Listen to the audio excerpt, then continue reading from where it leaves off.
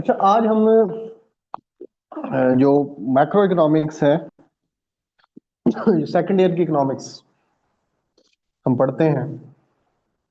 Second year macroeconomics part 2।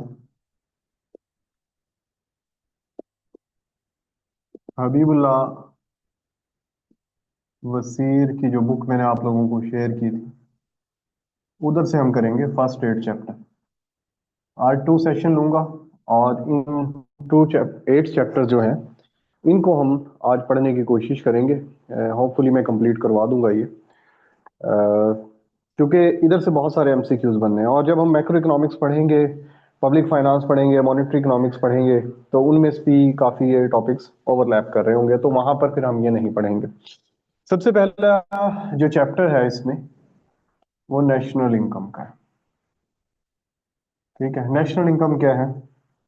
जो goods and जो services होती हैं ना, उनको हम क्या कहते हैं? नेशनल इनकम कहते हैं। अगर आपसे कोई पूछे कि what is a national income in real term, तो आप बताएंगे कि जो गुड एंड सर्विसेज हैं वो क्या कहलाती हैं? नेशनल इनकम कहलाती हैं। अब इसको नेशनल इनकम को मुख्तलिफ इकोनॉमिस्ट ने मुख्तलिफ तरीकों से प्रेजेंट किया। सबसे पहले अल्फ्रेड मार्शल ने इसको एक्सप्लेन किया। इसमें जो टर्नओवर लिया जाता है ना गुड एंड सर्विसेज का, वो 1 ईयर का लिया जाता है नॉर्मली। कि 1 ईयर में क्या गुड एंड सर्विसेज हमारी प्रोड्यूस हुई हैं, कंज्यूम हुई हैं, या कंज्यूम हुई हैं, या हमने अर्न की। ठीक हो गया। तो जो अल्फ्रेड मार्शल था, इसने कहा कि जो ये गुड एंड सर्विसेज का भी मैंने जिक्र किया, जो 1 ईयर्स के अंदर प्रोड्यूस होंगी ना, वो क्या होगी? नेशनल इनकम होगी। यहाँ पर क्या एमसीक्यूज बन गया कि जो प्रोडक्शन है, गुड एंड सर्विसेज की जो प्रोडक्शन है, उसके मुताबिक नेशनल इनकम को किसने एक्सप्लेन किया? अल्फ्रेड मार्शल ने। सेकंड पर यही गुड एंड सर्विसेज है, एंड टेन्योर भी क्या है? 1 ईयर का। पर जो अगला इकोनॉमिस्ट है वो है फिशर। ठीक हो गया। फिशर ने क्या कहा कि 1 ईयर के अंदर जो चीजें कंज्यूम होती हैं या जो हम एक्सपेंडिचर करते हैं, एक ही बात है। गुड एंड सर्विसेज में 1 ईयर्स के ऊपर जो एक्सपेंडिचर्स होंगे, उन एक्सपेंडिचर्स को आप कलेक्ट कर लें 1 साल में, तो वो हमारे पास क्या कहलाएंगी? नेशनल इनकम कहलाएगी। थर्ड है Gardner एक्ले।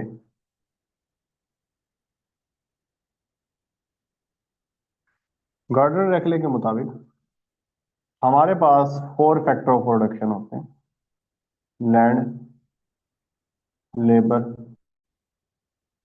Capital, entrepreneur. In factor of production से मिलकर ही तमाम चीजें बनती हैं। जब वो चीजें मिलती हैं तो इनको इनका रिवॉर्ड मिलता है। जो रिवॉर्ड गुड एंड सर्विसेज में इनकम की शेप में इनको मिला, लैंड को, लेबर को। लैंड को क्या मिलता है? रेंट। लेबर को क्या मिलती है? वेजेस। कैपिटल को क्या मिलता है? Interest rate. एंटरप्रेन्योर को क्या मिलता है? प्रॉफिट। वो कहता है इनको जमा कर लें तो आपके पास क्या आ जाएगी? आपके पास नेशनल इनकम आ जाएगी। ठीक हो गया। तो अब हमें यहां से 3 एमसीक्यूज मिल जाते हैं। 3 एमसीक्यूज क्या है जी? 3 एमसीक्यूज यही है कि जो प्रोडक्शन की डेफिनेशन है वो हमारे हमारे लिए किसने प्रेजेंट की? वो मार्शल ने प्रेजेंट की।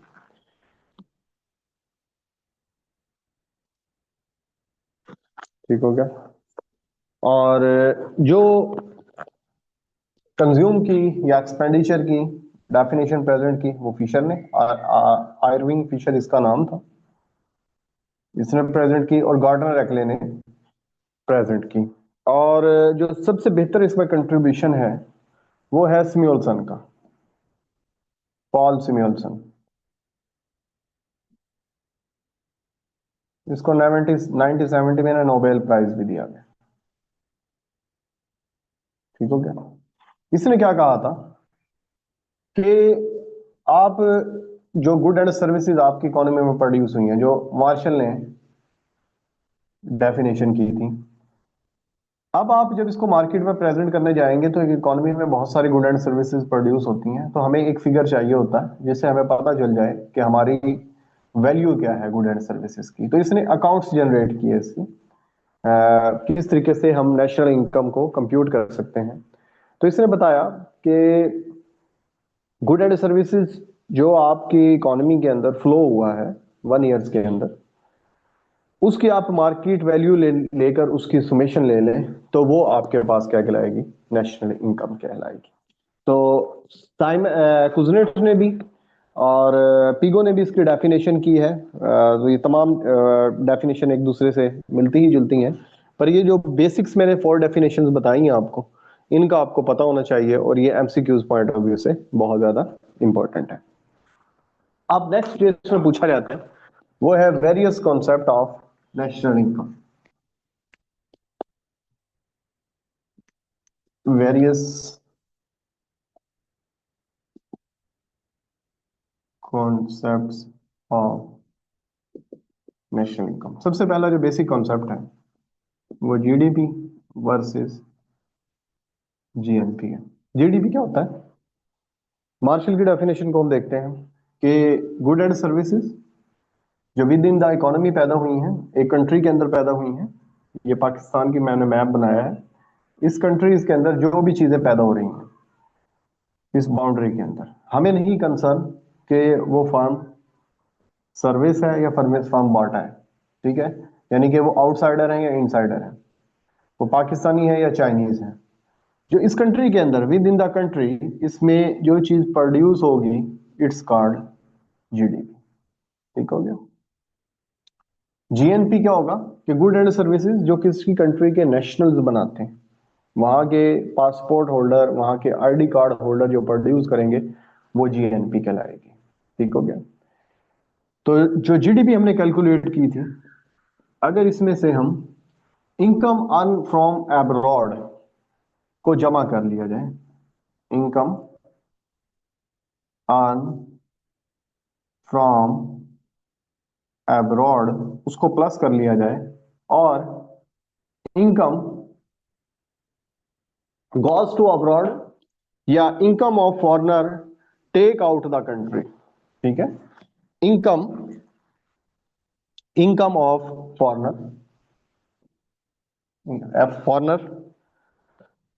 टेक आउट द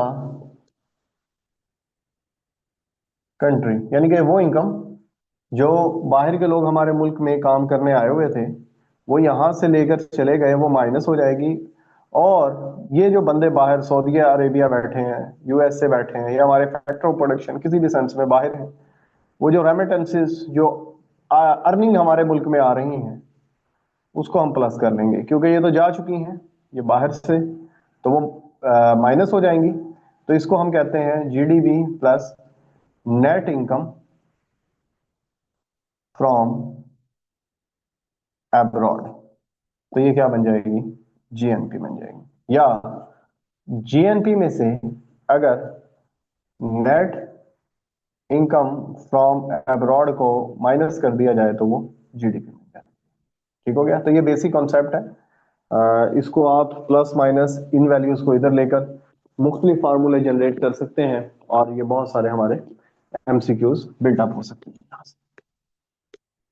जीडीपी और जीएनपी का आपको पता चल गया है, जीडीपी वर्सेस जीएनपी। अब जीएनपी से हमने बनानी होती है एनएनपी, इसको कहते हैं नेट नेशनल प्रोडक्ट। अगर इसमें से हम डेप्रिसिएशन अलाउंस जो फैक्टर ऑफ प्रोडक्शन के अपनी ओरिजिनल हालत में काम करने के लिए हमें उसके ऊपर कुछ एक्सपेंडिचर करने पड़ते हैं, जैसे कोई कैपिटल है वो टूट फूट का शिकार है तो उसको सही हालत में रखने के लिए उसके स्पेयर पार्ट्स हमें उसमें इंसर्ट करने पड़ते हैं, तो it's called depreciation allowance. Depreciation allowance को अगर हम एनएनपी से माइनस कर दिया जाए जीएनपी से माइनस कर दिया जाए तो it's called NNP.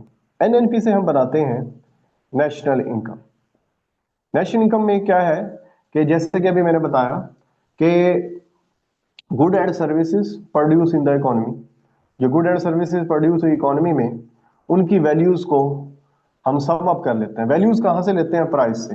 Price multiply by quantity. Quantity तो गुड एंड सर्विसेज को शो कर रही है, पर जो ये प्राइस है ये वैल्यू को शो करती है किसी भी क्वांटिटी की। फिर इनको समेशन सम अप करने के बाद तमाम कमोडिटीज की हम समेशन ले लेते हैं, और जब समेशन लेते हैं तो वो हमारे पास फाइनल मार्केट वैल्यूज आती है।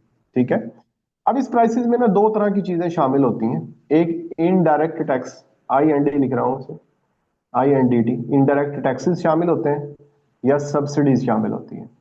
जो सब्सिडीज होती हैं वो प्राइस को कम कर देती हैं और टैक्स को वो टैक्स प्राइसेस को बढ़ा देते हैं। अगर प्राइसेस में टैक्स शामिल थे तो इनडायरेक्ट टैक्सेस को हमने क्या करना है? माइनस करना है। और जो सब्सिडी है, अगर गवर्नमेंट ने सब्सिडी दी हुई है, प्राइस को जानबूझकर कम किया हुआ है, तो उनको माइनस कर देंगे तो हमारे पास नेशनल इनकम आ जाएगी। इसको हम कहते हैं नेशनल इनकम, या इसको फैक्टर कॉस्ट नेशनल इनकम भी कहते हैं। Factor cost national income. अब जो ये जीएनपी है ये भी दो तरह से कैलकुलेट होती है। जीएनपी अगर इसमें करंट मार्केट प्राइसेस ले ली जाए तो इसको कहते हैं GNP on market price basis. ठीक हो गया।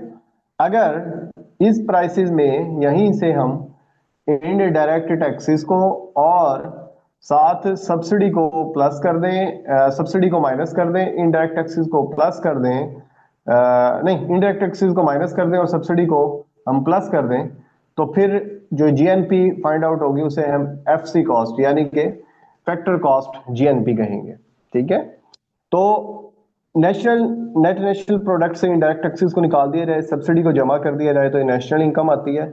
और क्योंकि अब इसमें इनडायरेक्ट टैक्सेस नहीं है और सब्सिडी नहीं है तो ये फैक्टर कॉस्ट ही इसके अंदर शामिल है। ठीक हो गया। इसके अंदर सिर्फ और सिर्फ फैक्टर की कॉस्ट शामिल है। जो गवर्नमेंट का इंटरफेरेंस था वो हमने इसको माइनस कर दिया। तो इस वजह से जो नेशनल इनकम है, अगर ये एमसीक्यूज पूछा जाए तो जो नेशनल इनकम होती है ये मार्केट प्राइस बेस होती है या फैक्टर कॉस्ट बेस पे, तो आपने इसको फैक्टर कॉस्ट बेस कहना है। ठीक हो गया। अच्छा, नेशनल इनकम को फाइंड आउट करने का इनकम मेथड भी होता है जिसमें हम रेंट, वेजेस, इंटरेस्ट रेट और प्रॉफिट को अगर जमा कर लें तो ये हमारे पास नेशनल इनकम होती है। तो ये फैक्टर कॉस्ट ही तो है, फैक्टर ऑफ प्रोडक्शन कॉस्ट ही तो है। ये जो रेंट है कहां से आता है? ये लैंड का होता है। वेजेस कहां से आती है? लेबर की होती है। तो इसको आप नेशनल इनकम, फैक्टर कॉस्ट या इस तरीके से लिख लें, दोनों बातें सेम है। हालांकि देखिए हम प्रोडक्शन मेथड से आ रहे थे। ठीक है। डेप्रिसिएशन माइनस करने के बाद हमारे पास ये आ गया। तो ये जो तीन मेथड्स की मैंने बेसिक डेफिनेशन आपको बताई है, फिशर की, मार्शल की, गार्डनर एक्ले की, ये तीनों चीजें हम प्रूव करेंगे बाद में, ये सेम ही है। ठीक है। अल्टरनेटिव एक्सप्रेशन है, चीजें ये सेम ही है। अच्छा, अब हमने नेट नेशनल इनकम से बनानी होती है पर्सनल इनकम। ठीक हो गया। अब पर्सनल इनकम बनाने के लिए हमें नेशनल इनकम में से माइनस करने होते हैं अनडिस्ट्रीब्यूटेड प्रॉफिट। अनडिस्ट्रीब्यूटेड प्रॉफिट क्या होते हैं? जब आप किसी जब डिविडेंड शेयर होते हैं, आप डिविडेंड जो आपने कोई कारोबार किया हुआ है, मुश्तरका कारोबार किया हुआ है, उसमें से जितना आपको प्रॉफिट आता है वो सब का सब तकसीम नहीं होता, बल्कि जो आप कंपनी के जो आपके शेयर होल्डर होते हैं वो क्या करते हैं, उसका कुछ प्रॉफिट अपने पास ही रख लेते हैं ताकि जब मुश्किल वक्त आए तो उसे री इन्वेस्ट किया जाए, या मुश्किल वक्त नहीं भी है, कारोबार को बढ़ाने के लिए वो कुछ अमाउंट अपने पास रखते हैं। तो वो नेशनल इनकम में तो शामिल होगी पर पर्सनल इनकम में शामिल वो नहीं होगी। इसे हम कहते हैं अनडिस्ट्रीब्यूटेड प्रॉफिट। उर्दू में लिखा होता है गैर तकसीम शुदा मुनाफा जात। माइनस सोशल सिक्योरिटीज के लिए गवर्नमेंट आपकी इनकम से कुछ डिडक्शन करती है जिसमें आपको हेल्थ एजुकेशन की फैसिलिटीज देती है, वो इसमें शामिल नहीं होंगी। प्लस इसमें क्या करनी है? ट्रांसफर पेमेंट्स, ट्रांसफर पेमेंट्स इसमें शामिल हो जाती हैं। ट्रांसफर पेमेंट्स कौन सी पेमेंट्स होती हैं? वो इनकम जो आप हासिल करते हैं विदाउट वर्क, यानी आपने कोई काम नहीं किया, आपको मिल गई, जिस तरह ज़कात होती है, तहफ़ होते हैं, तो ये सारी की सारी चीजें ट्रांसफर पेमेंट होती हैं। तो ये किसके अंदर शामिल नहीं, ये नेशनल इनकम में ये शामिल नहीं होती, पर्सनल इनकम में ये शामिल हो जाएगी। ठीक हो गया। और distributed profit, social security national income में तो शामिल थी, पर ये पर्सनल इनकम में शामिल नहीं है। तो ये जितनी मैं कैलकुलेशन बता रहा हूँ ये सब के सब एमसीक्यूज हैं, ये अच्छे तरीके से आपने देखने। तो ये मेरे पास क्या आ गई, पर्सनल इनकम आ गई। अब पर्सनल इनकम से मैंने इसको क्या बनाना होता है, डिस्पोजेबल पर्सनल इनकम बनानी होती है। तो जो डायरेक्ट टैक्सेस होते हैं वो हम जब तक पे नहीं करेंगे तो हम इसको डिस्पोज नहीं कर सकते इनकम को। ठीक हो गया। तो जैसे ही हमने इसको डायरेक्ट टैक्स दिया तो ये डिस्पोजेबल पर्सनल इनकम होती है। इनडायरेक्ट टैक्सेस कौन से टैक्सेस होते हैं, ये वाले यहाँ पर इनडायरेक्ट टैक्सेस भी हमने माइनस कर दी और डायरेक्ट टैक्सेस भी हमने माइनस कर दी। तो अब हमारे पास है डिस्पोजेबल पर्सनल इनकम, इससे हमें गुड एंड सर्विसेज जो मिलेंगी। ठीक हो गया। उसमें आप सब किस्म के टैक्सेस और जो चीजें ऐड होनी थी वो ऐड कर ली हैं, और जो चीजें हमने माइनस करनी थी वो माइनस कर दी है। ये फाइनल शेप होती है जो हमारे पास कंज्यूम केबल इनकम होती है। ठीक हो गया। अब एक पर कैपिटा इनकम है। पर कैपिटा इनकम क्या होगी कि अगर आप पॉपुलेशन को इनकम के ऊपर इनकम को नेशनल इनकम को, ये वाली जो नेशनल इनकम है जिसको हम फैक्टर कॉस्ट इनकम भी कह रहे हैं, अगर इसको आप डिवाइड कर दें उसके ऊपर टोटल पॉपुलेशन के ऊपर, तो ये वैल्यूज हम गेट कर सकते हैं। उसके बाद नेक्स्ट कॉन्सेप्ट है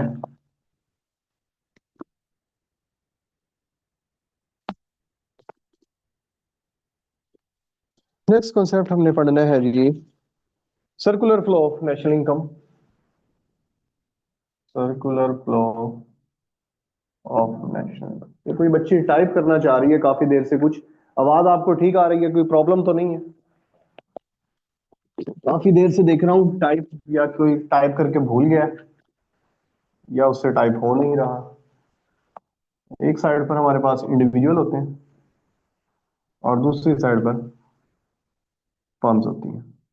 इंडिविजुअल क्या करते हैं, यहाँ पर आकर सर्विसेज देते हैं, सर्विसेज देते हैं। जब सर्विसेज देते हैं तो यहाँ पर गुड एंड सर्विसेज प्रोड्यूस होती हैं। सर्विसेज के बदले इन्हें क्या मिलती है, इन्हें इनकम मिलती है। कौन सी income, rent, rate of interest, wages and profit. ठीक हो गया।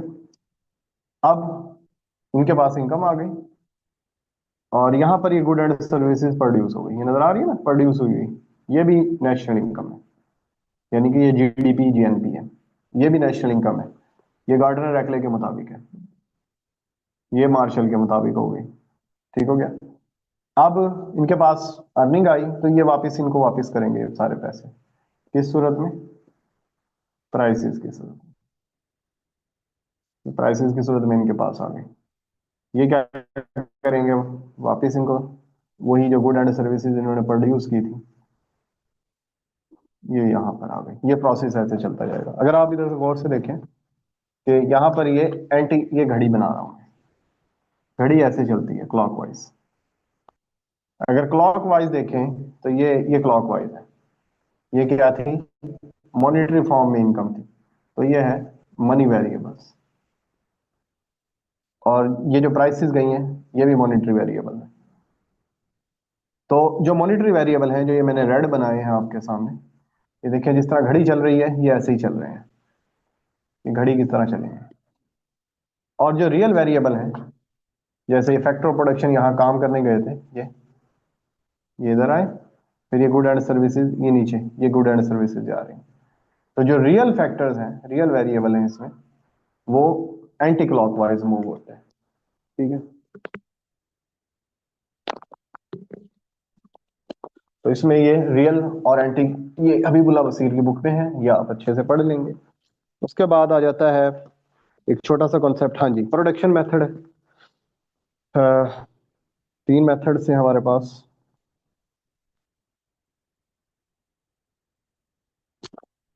प्रोडक्शन मेथड पीएम लिख रहा हूँ, इनकम मेथड आईएम लिख रहा हूँ, और एक्सपेंडिचर मेथड ईएम लिख रहा हूँ।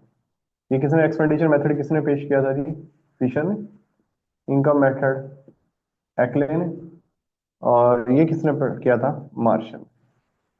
इसके मुताबिक जीडीपी को कैसे कैलकुलेट करते हैं, जो क्वांटिटी प्रोड्यूस हुई है उसको प्राइसेस के साथ मल्टीप्लाई करें और उनकी सुमेशन ले लें, तो ये आपके पास क्या आ जाएगी, नेशनल इनकम आ जाएगी।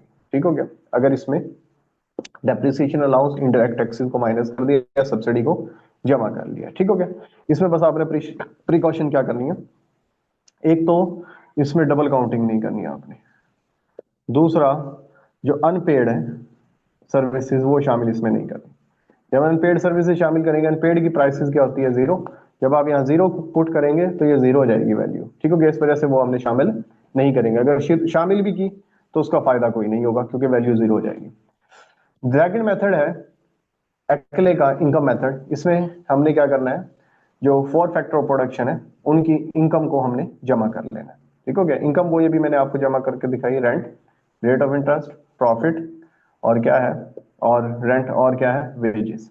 तो ये हमारे पास क्या आ जाती है, नेशनल इनकम आ जाती है। ठीक हो गया। इसे फैक्टर कॉस्ट नेशनल इनकम भी कहते हैं। इसमें आपने क्या प्रिकॉशंस करनी है, प्रिकॉशंस हर किसी की अलग से याद रखनी है। इसमें एक तो आपने इलीगल मनी नहीं शामिल कर सकते, इलीगल मनी को आप कभी अपनी इनकम डिक्लेयर नहीं करते, तो इस वजह से वो इसमें शामिल ही नहीं होगी। दूसरा इसमें क्या करना है, जो ट्रांसफर पेमेंट्स हैं किसी ने आपको दी हैं वो आपने इसमें शामिल नहीं करनी। फिशर क्या कहता है कि आपने जितने एक्सपेंडिचर किए हैं ना, सी प्लस आई प्लस जी। ठीक हो गया। Private expenditure, government expenditure, private investment, government के एक्सपेंड, नेट एक्सपोर्ट्स, इनको आप शामिल कर लें। ठीक हो गया। थ्री कंपोनेंट्स हैं और फोर कंपोनेंट्स हैं।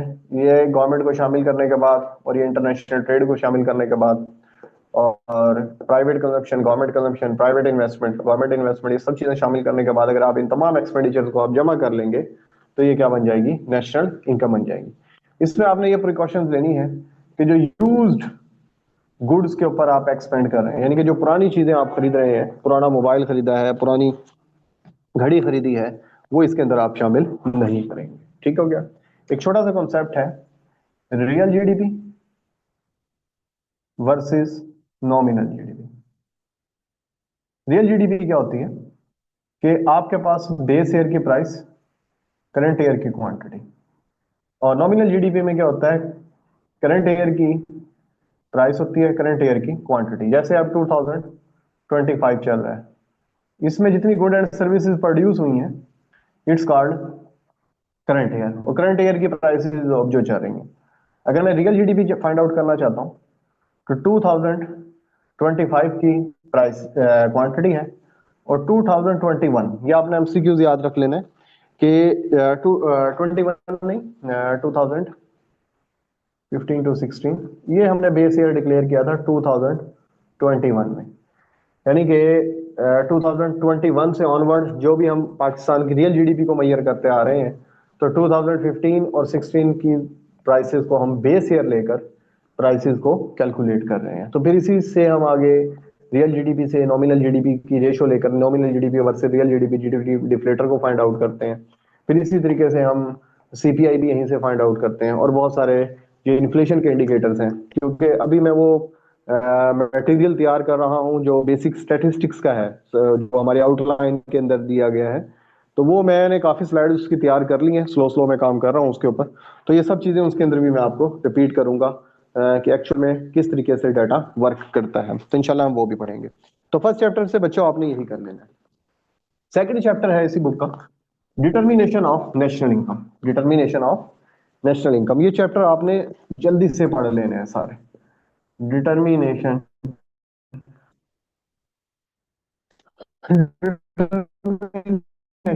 ऑफ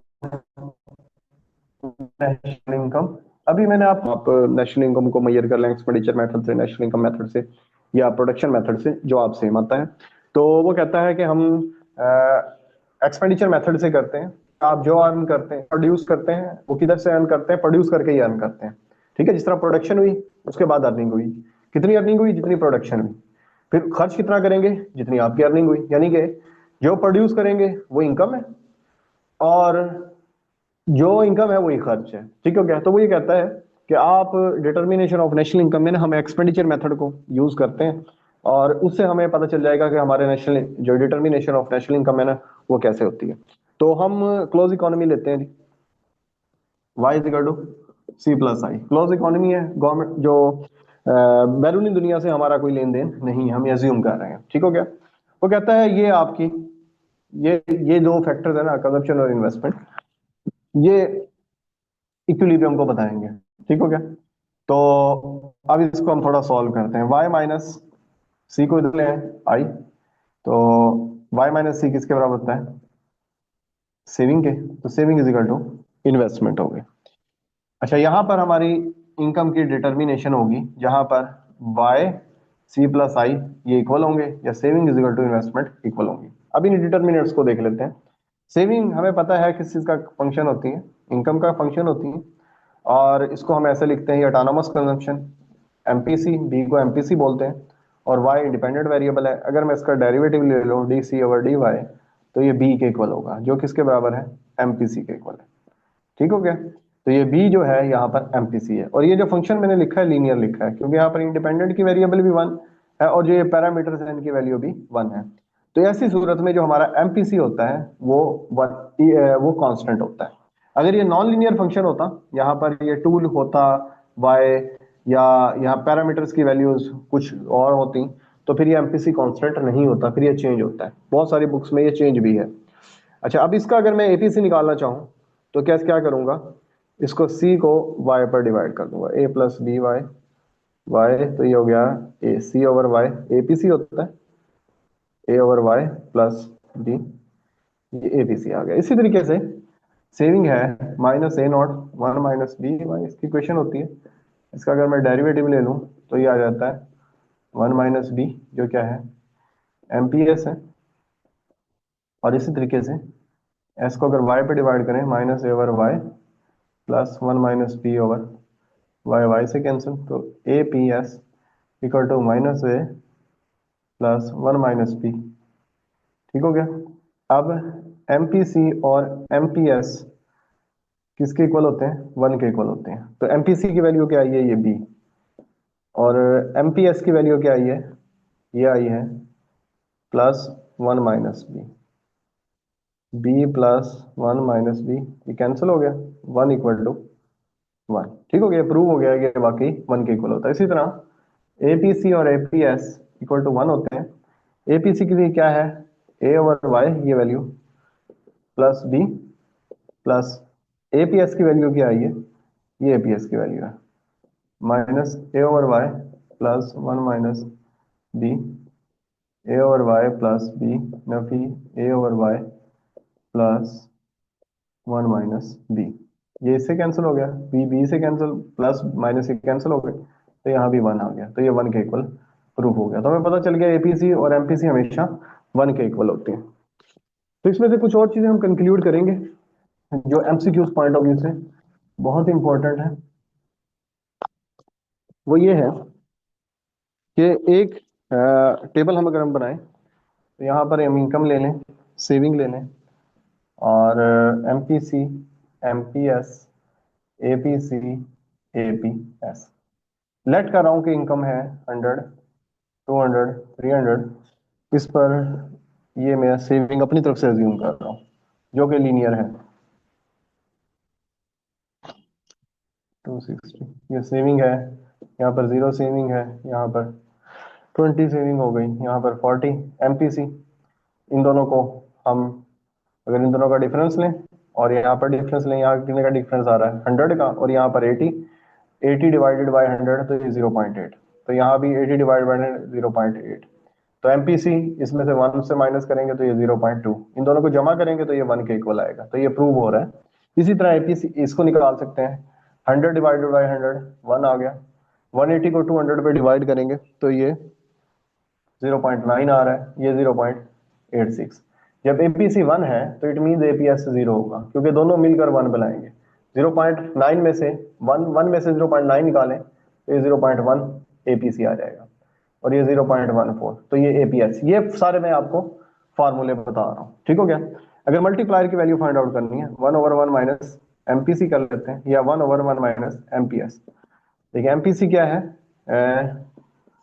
1 माइनस 0.8, तो जवाब क्या आएगा 1.0.2 और 5 आएगा। अगर ये एपीएस से करें 1 ओवर उससे करें, एमपीसी से किया ना अभी, अब एमपीएस से करें तो ये 0.2 आएगा, डायरेक्ट 0 यहाँ भी 0.2 ही आया बाद में कैलकुलेशन। तो ये मल्टीप्लायर अभी हम पढ़ नहीं रहे, जबकि मैंने आपको मल्टीप्लायर का एक फॉर्मूला बता दिया। तो अच्छा, अब इसमें होता क्या है, जो आप एनालिसिस करना है, ये गलती से मैंने टेबल मिटा दिया है।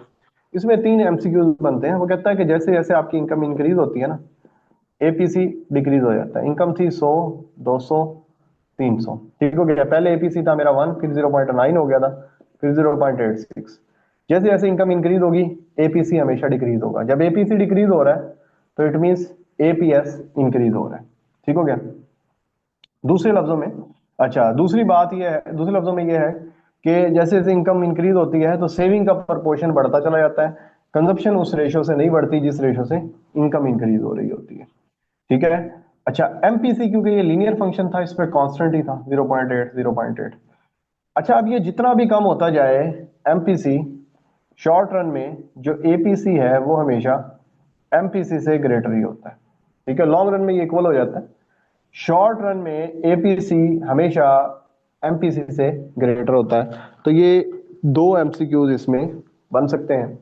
और जो वो है, क्या कहते हैं, ये जो फंक्शन है अगर लीनियर है तो फिर एमपीसी कांस्टेंट होता है क्योंकि ये लीनियर फंक्शन है। अगर ये नॉन लीनियर फंक्शन हो जाएगा फिर एमपीसी आपका कांस्टेंट नहीं होगा। जिस तरह एपीसी कांस्टेंट नहीं है तो एमपीसी भी इनकम के इंक्रीज होने के साथ साथ चेंज होगा। पर यहाँ पर ये चेंज इस वजह से नहीं हो रहा क्योंकि फंक्शन हमारे पास क्या था, लीनियर था। अच्छा, नेक्स्ट आ जाता है नेशनल इनकम का। टाइम कितना है इसके लेक्चर के एंड होने में? हाँ जी, ये भी पढ़ा है, इंशाल्लाह हो जाएगा ये चैप्टर। हाँ जी, नेशनल इनकम इक्विलिब्रियम में क्या है कि टू मेथड वही, y equal to C plus S, S equal to I. ये जहां पर ये हमारा इक्विलिब्रियम को शो कर रहा होता है, ये हेल्पिंग हम इसको कर्व कहते हैं। कुछ लोग इसको एग्रीगेट सप्लाई कर्व भी कहते हैं, सी plus S.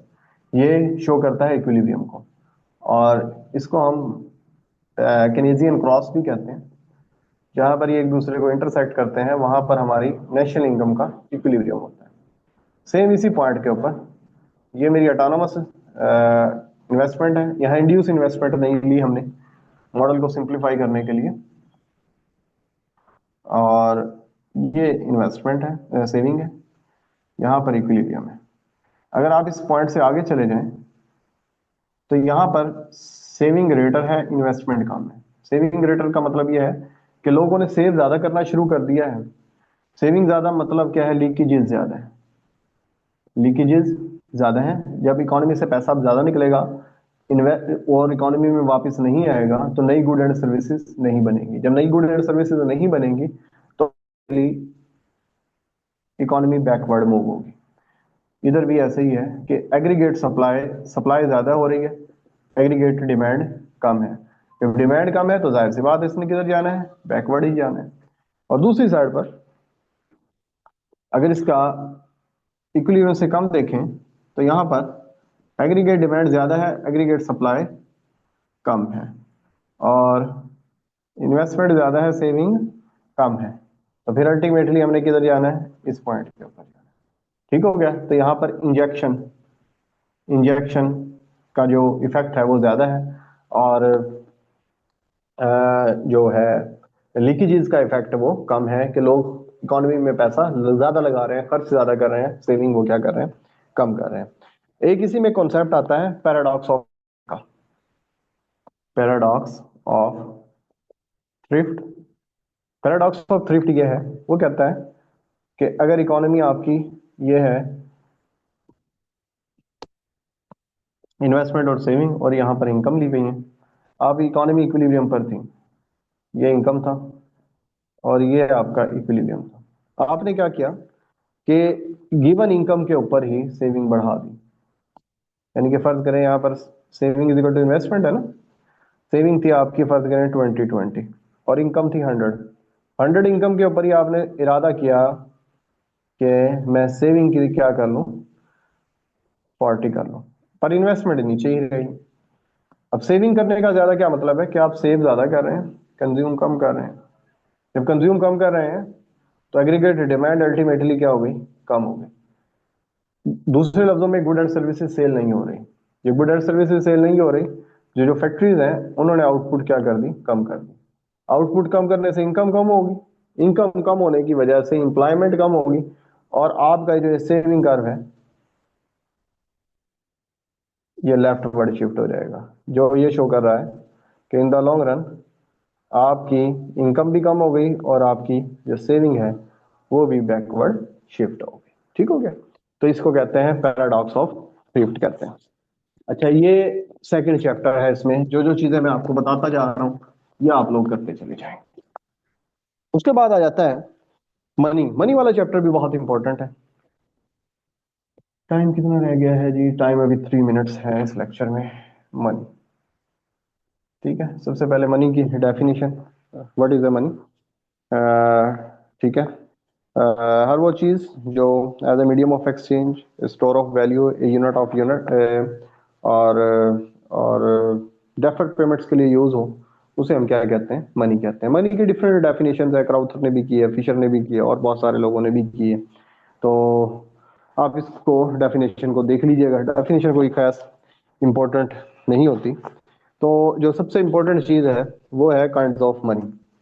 Kinds of money, इसमें चीजें तो बहुत सारी हैं जो हमारे पेपर पॉइंट ऑफ व्यू से हमने देखनी है, वो हम जरा अच्छे तरीके से देखेंगे। मनी को ना 3 हिस्सों में डिवाइड किया है उसने। सबसे पहले होती है करेंसी। ठीक हो गया? इसको कहता है हाई पावर्ड मनी। जो किसी भी मुल्क की करेंसी है वो हाई पावर्ड मनी होती है। ठीक हो गया? वो हाई पावर्ड क्यों होती है? क्योंकि उसके अंदर लिक्विडिटी पावर बहुत ज्यादा होती है, वो बहुत तेजी के साथ as a medium of exchange use होती है। अच्छा, करेंसी को वो 2 पार्ट्स में डिवाइड करता है। एक को पेपर मनी कहता है और दूसरे को वो क्या कहता है? कोइन। ठीक हो गया? पेपर मनी ये किसी भी पेपर की बनी होती है, और जो कोइन होते हैं ये किसी मेटल के बने होते हैं। पेपर मनी को 2 पार्ट्स में फर्दर डिवाइड कर दिया जाता है, कन्वर्टेबल मनी और इनकर्टेबल कन्वर्टेबल मनी। इनकन्वर्टेबल मनी है पाकिस्तान में नहीं है, ये पहले होती थी जब हमारा बचपन था, तो 1-2 रुपए का ना नोट होता था। अभी आप गूगल पे सर्च करेंगे ना तो आपको मिल जाएगा पाकिस्तानी ओल्ड नोट्स, वो इनकन्वर्टेबल मनी होती थी। वो स्टेट बैंक ऑफ पाकिस्तान नहीं जारी करता था। ठीक हो गया? वो गवर्नमेंट ऑफ पाकिस्तान की जो मिनिस्ट्री है, आई थिंक मैं भूल रहा हूँ शायद, उसके ऊपर वो सेक्रेटरी खजाना या वजीर खजाना के नेम से वो जारी होती थी। कब काफी दिन हो गए वो नोट नहीं देखा। खैर, वो इनकन्वर्टेबल मनी होती थी, वो स्मॉल पेपर नोट्स होते थे। ठीक हो गया? जो कन्वर्टेबल मनी है ये है उस वक्त 5 रुपए का भी नोट होता था, 10 का भी नोट होता था, 5 से ऑनवर्ड 1000 रुपए के नोट तक। आज के दौर में 10 रुपए से लेकर जो 5000 तक के जितने भी पेपर मनी है आज, वो सारी की सारी कन्वर्टेबल मनी है। क्योंकि उसको किसने जारी किया हुआ है? वो बैंक दौलत of Pakistan, state bank of Pakistan ने जारी किया। और उसके पीछे रिजर्व है, जो रिजर्व सिस्टम है पाकिस्तान का। ठीक हो गया? उसके तहत वो जारी हुए हैं। चलिए, मीटिंग एंड हो रही है तो यहीं से स्टार्ट करेंगे, तो 10 मिनट आपने वेट करना है।